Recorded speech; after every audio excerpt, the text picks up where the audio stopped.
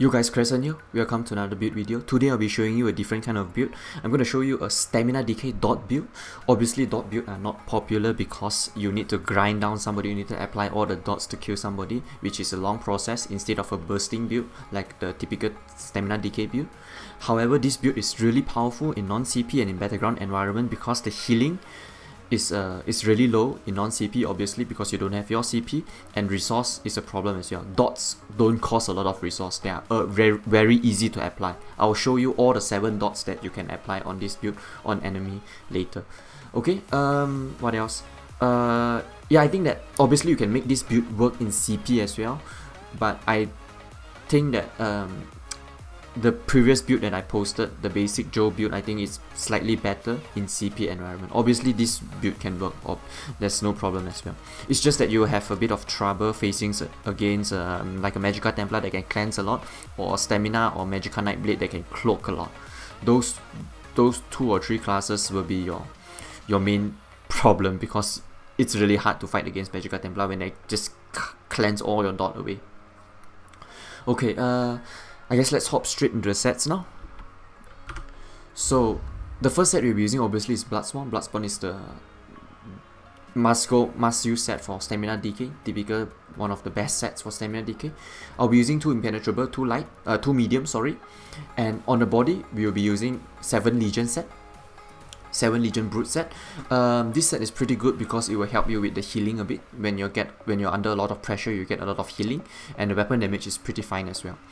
Okay, we will be using 5 Impenetrable on the body, 5 Impenetrable, and then 2 Sturdy. Why I use 2 Sturdy is because I play this build more often in non-CP campaign, and in non-CP campaign you don't have the block cost reduction from the CP, so I feel like you need to put at least 2 Sturdy into this build.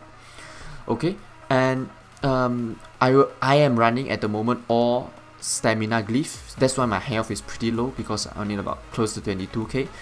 I would highly recommend you use 2 Tri-Stat Glyph on big pieces, or body or legs or helm, so you get about 23k health. I think that is the best. I will use Stamina because I will switch around my build a lot. That's why I feel like it's not worth it to switch it for me.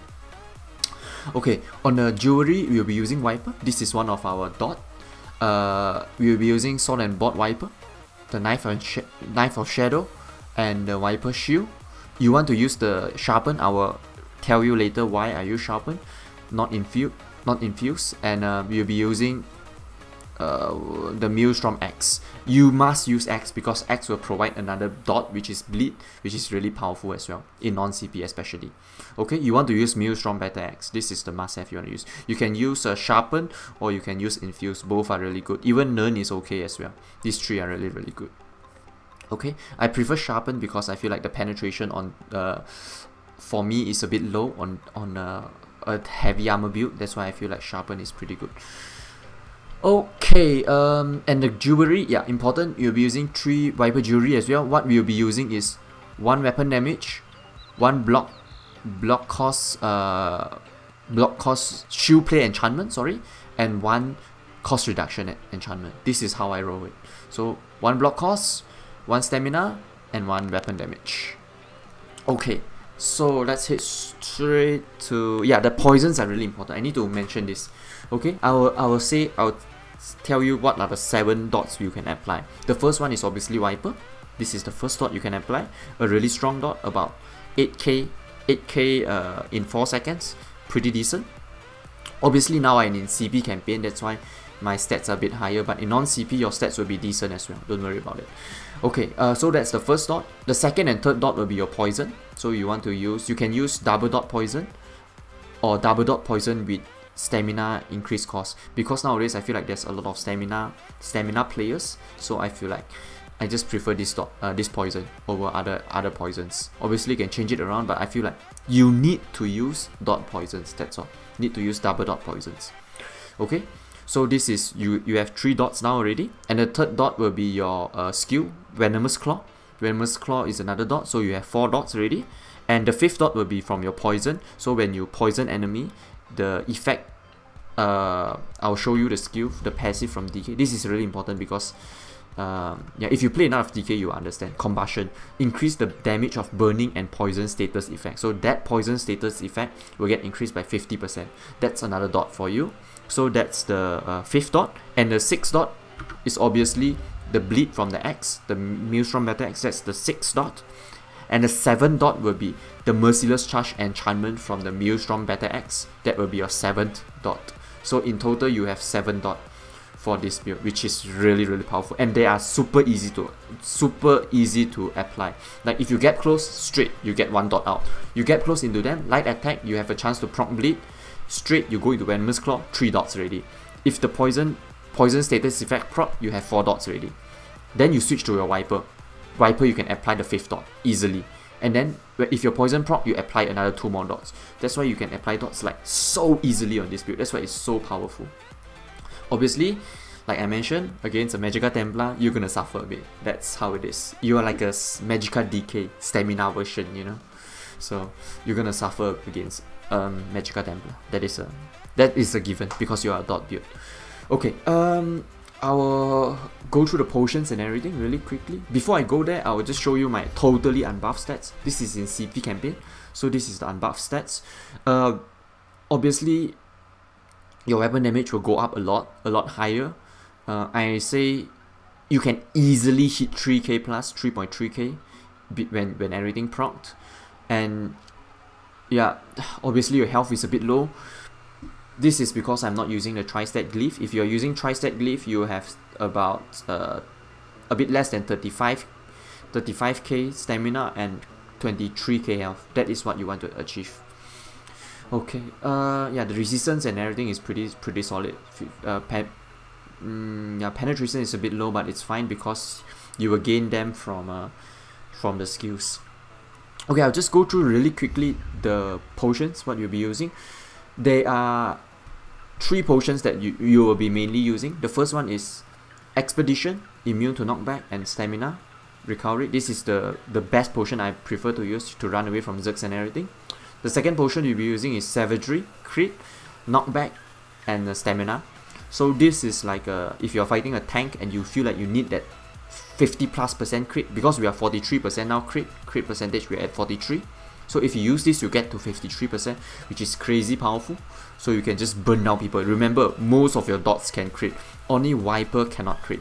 Every single dot can crit. That's why I have 43% crit. Crit is really important, and crit heals are really good for your surviving as well.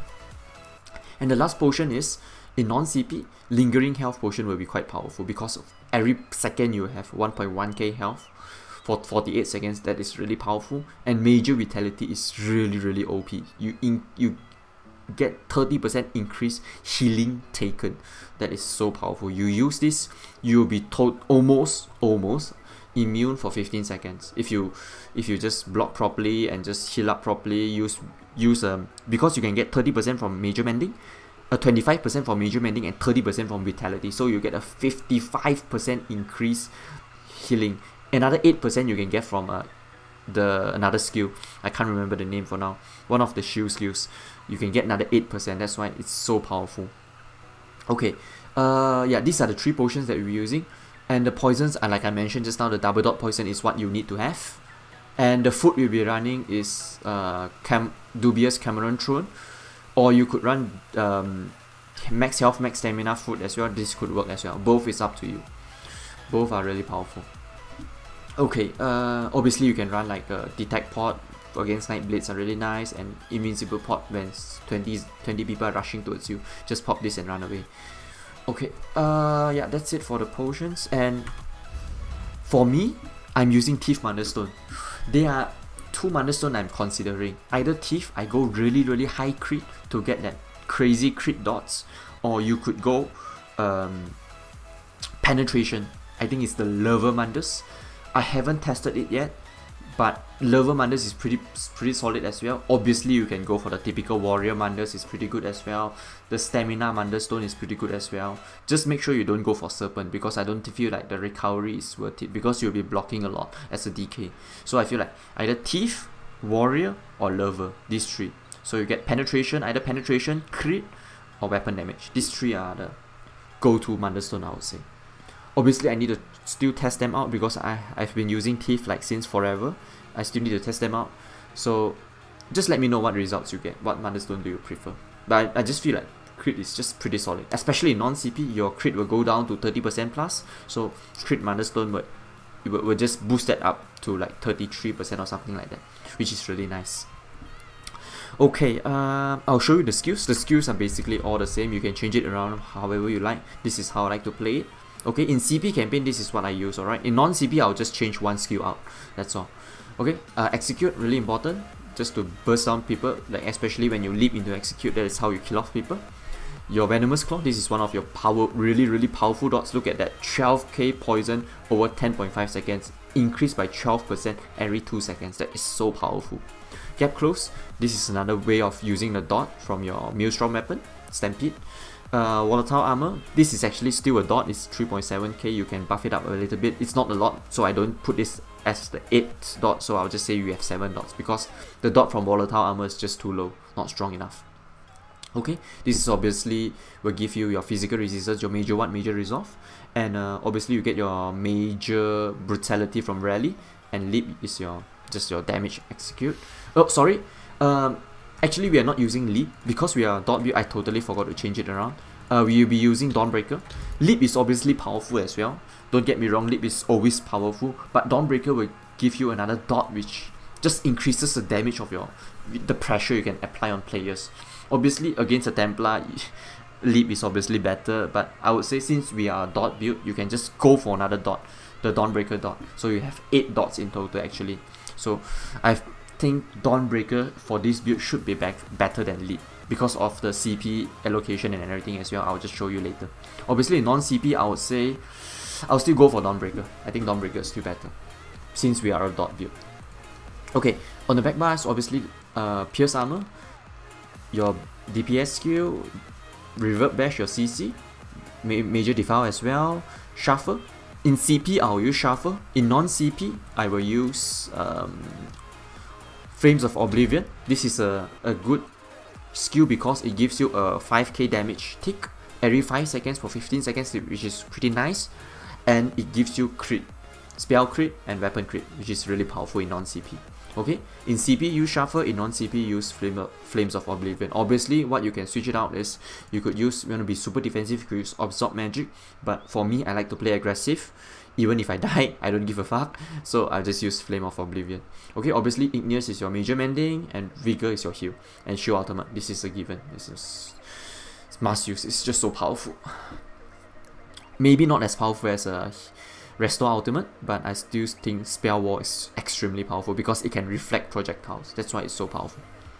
Okay, I'll just go through the CP now. The CP really quickly.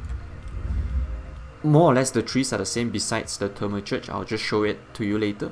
What we'll be using is 40 Overlord, 21 Bashing Focus, 43 Mooncalf, 37 Tenacity, 31 Tumbling, 48 Shadow Art, 19 Bless, 56 Master at Arms. Okay, this is where my build differs from my typical DK build. Usually I'll put some small points into, a few points into Physical Weapon Expert, and I'll put, I think, to 6% in Shattering Blows, but we will take that out because we are dot build, we are strong enough to burn down all the shields, so we don't need both of this.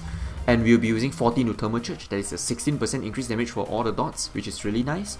44 into Crit, Precise Strikes, 49 Mighty, and 12 into Piercing. I think this is one of the I would say the most optimal for a dot build DK. This is the tree you want to reach. And of course last stand is pretty nice as well. When you are lower than 20% health, you gain Major Heroism, gives you 3 ultimate every 1.5 seconds, which is really powerful.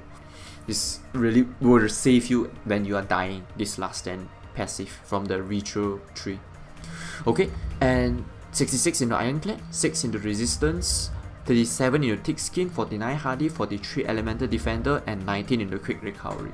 You could put some into Expert Defender, but I don't think it's necessary. It's really up to you. Okay, so that is for the CP. I think I covered almost everything already. Yeah, basically, this build, you always need to remember, you look at your opponent status. You want to try to achieve at least, want to try to at least put down 4 or 5 dots before, maybe not 5, 4 dots before you go into Dawnbreaker. So you use the Dawnbreaker as one of the huts, the CC, into execute. That is what I usually play. So I just, like what I mentioned. Okay, before I end this video, I'll just say what the combo will be. Obviously, you buff up everything like usual. You get all your four buff stuffs. Obviously, I don't have shuffle now, so I will be using the Flames of Oblivion.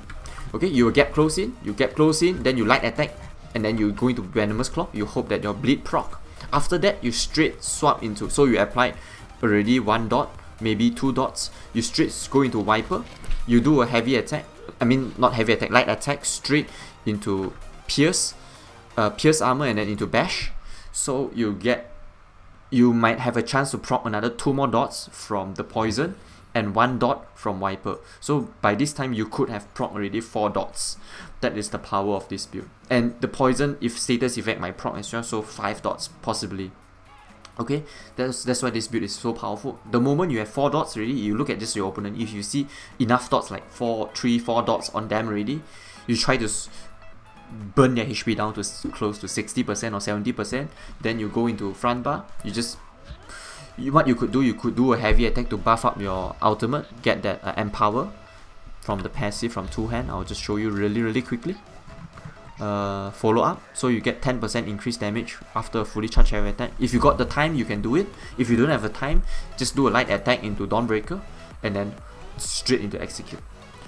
The key of this build is just to make sure the dots are on your enemy. Make sure all the dots, the bleed, the get close dot, the poisons you're using, Viper, you know, all those Venomous Claw. Especially Venomous Claw is the hardest hitting dot besides Viper. Viper is really hard hitting as well. These 2 dots you need to apply to enemy every single time. The moment these 2 dots are on them, they are under a lot of pressure. And then obviously bleed is quite a decent dot as well. Okay, so that's it for this build. Hope you enjoy it. Just let me know what you think about this build in the comments below. I'll make sure I go through them and everything. And I'll see you guys in the video. Okay, bye.